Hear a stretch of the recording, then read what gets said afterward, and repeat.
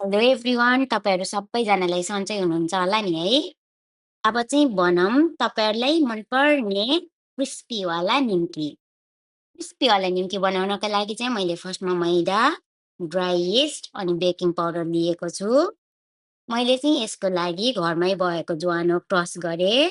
त्यसपछि baking powder, dry yeast, नुन, cross गरेको ज्वानो अनि घिउ हालेर पिठो मोलेँ।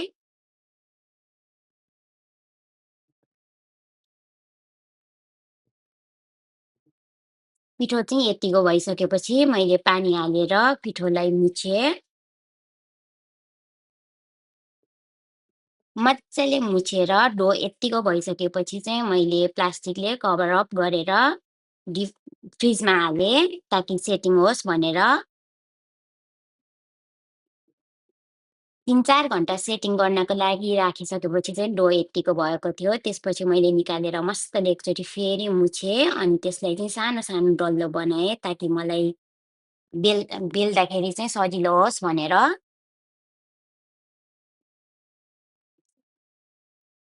रोटी जसरी नै बेलेर यत्तिको भइसकेपछि चाहिँ मैले चक्कुको सहायताले डायमन्ड सेपमा काटेँ। मैले त्यही बेलामा साइडमा चाहिँ तेल तताएँ अनि तेल तातिसकेपछि चाहिँ अघि बनाएको डायमन्ड सेपको निम्की चाहिँ थोरै थोरै गरेर हालेर फ्राई गरेँ अनि यत्तिको गोल्डन ब्राउन भइसकेपछि चाहिँ निकालेँ।